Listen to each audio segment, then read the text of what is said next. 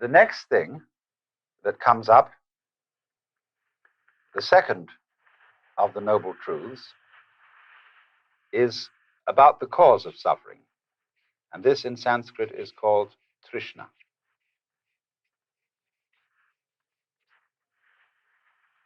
Trishna is related to our word thirst.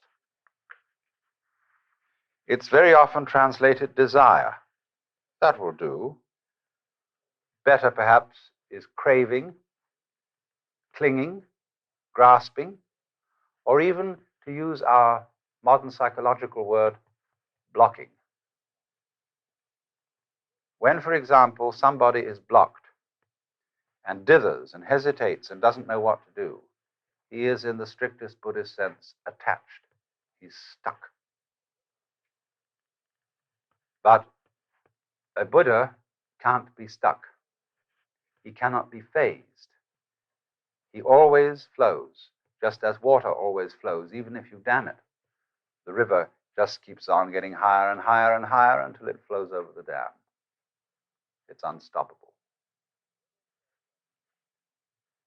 Now, Buddha said then, dukkha comes from Trishna.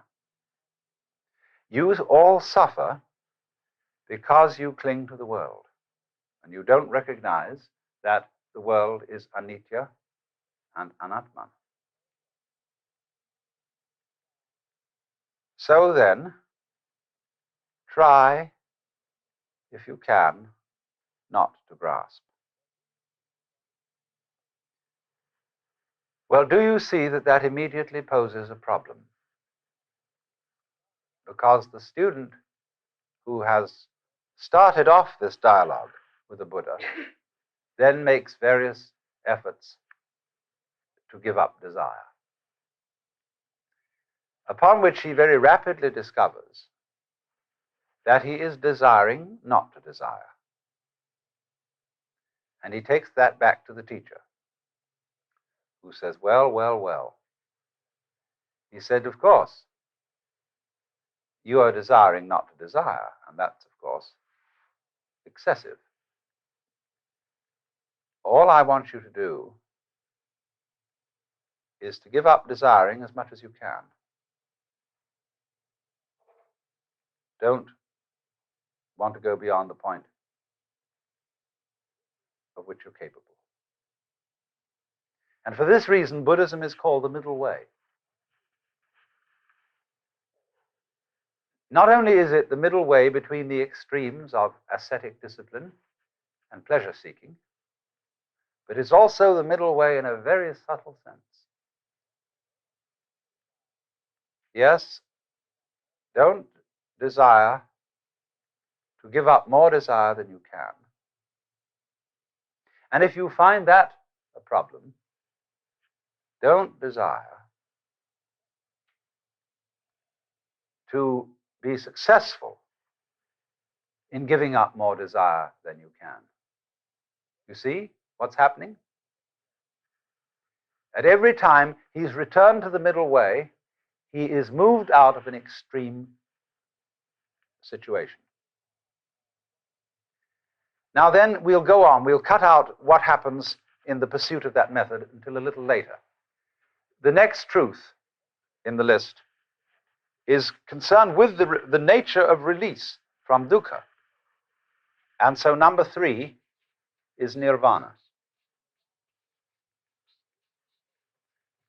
Nirvana is the goal of Buddhism.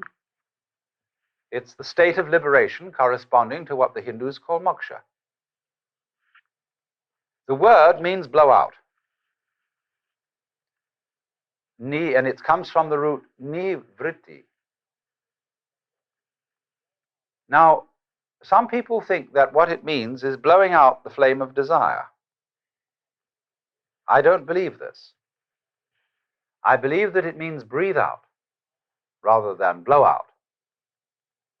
Because if you try to hold your breath, and in Indian thought, prana, breath, is the life principle. If you try to hold on to life, you lose it. You can't hold your breath and stay alive. It becomes extremely uncomfortable to hold on to your breath. And so in exactly the same way, it becomes extremely uncomfortable to spend all your time holding on to life. What the devil is the point of surviving, going on living, when it's a drag? But you see, that's what people do. They spend enormous efforts on maintaining a certain standard of living, which is a great deal of trouble. You know, you get a nice house in the suburbs, and the first thing you do is you plant a lawn. You've got to get out and mow the damn thing all the time.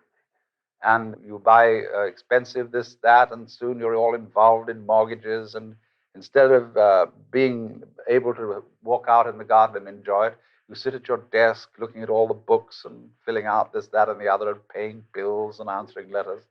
What a lot of rot. But you see, that is holding on to life. So, translated into colloquial American, nirvana is